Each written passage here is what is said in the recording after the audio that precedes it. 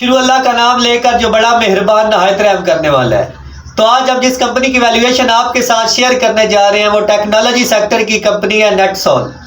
यह हमें कमेंट किया गया है इस पे वीडियो बनाने के लिए। अगर आप भी किसी भी कंपनी की वैल्यूएशन करवाना चाहते हैं तो आप भी कमेंट कर सकते हैं। तो इंशाल्लाह रमजान के बाद हम अपनी एकेडमी का इफ्तिताह करने जा रहे हैं जिसमें स्टॉक मार्केट आपको फंडामेंटली और टेक्निकली प्रैक्टिकल तरीके से समझाई जाएगी। तो अब चलते हैं जी वैल्यूएशन की तरफ। मैंने पहले भी कई बार कहा है स्टॉक मार्केट के अंदर कई अच्छी कंपनी है जिनको इन्वेस्टर गलत टाइम पे खरीद कर नुकसान करता है।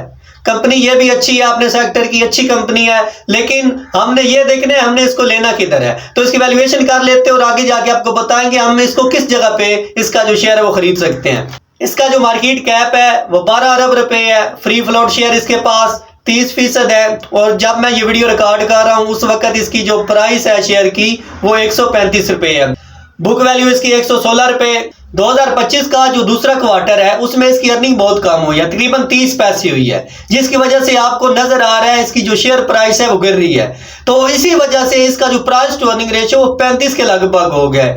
एक इन्वेस्टर को 35 रुपए देने पड़ रहे हैं 1 रुपया कमाने के लिए कंपनी को, जिसकी वजह से जो इसका शेयर प्राइस है वो गिर रहा है। तो इसका जो ROE है वो 13% है और रिटर्न ऑन एसेट जो है वो 9% है। 52 वीक का इसने जो हाई लगाया वो 173 रुपए और जो लो लगाया वो 108 रुपए का लगाया।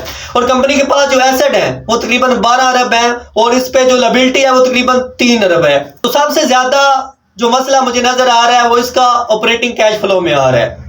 ऑपरेटिंग कैश फ्लो कंपनी के पास नहीं आ रहा, कंपनी के जो डायरेक्ट ऑपरेशन है उससे पैसा कंपनी नहीं कमा रही। तो इसी वजह से free cash flow for equity भी माइनस में है और free cash flow for firm वो भी माइनस में आया है। तो अब देख लेते हैं जी कैटेगरी ऑफ शेयर होल्डर की।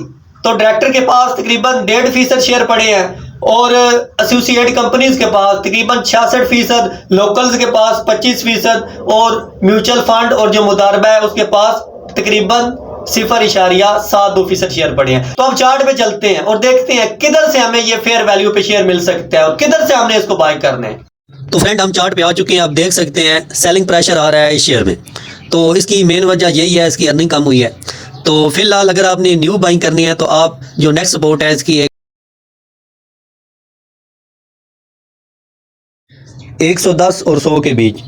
अगर मार्केट 100 के करीब आती है तो उधर से हमें कोई भी बुलिश पैटर्न मिलता है तो हम बाय करेंगे। ये मैं सिर्फ उसके लिए कह रहा हूँ जब आपने इसके अंदर न्यू एंट्री लेनी है। तो जो लोग इसके अंदर होल्डिंग है पहले से तो आपको परेशान होने की जरूरत नहीं है, क्योंकि अच्छी कंपनी है। अगर कंपनी अपना जो EPS वो अच्छा कर लेगी तो ऑटोमेटिकली जो शेयर है वो ऊपर जाना शुरू हो जाएगा। तो रीज़न यही है, फिलहाल कंपनी के जो हालात है वो बुरे चल रहे हैं जिसकी वजह से इसका जो अर्निंग पर शेयर वो कम हो गया है।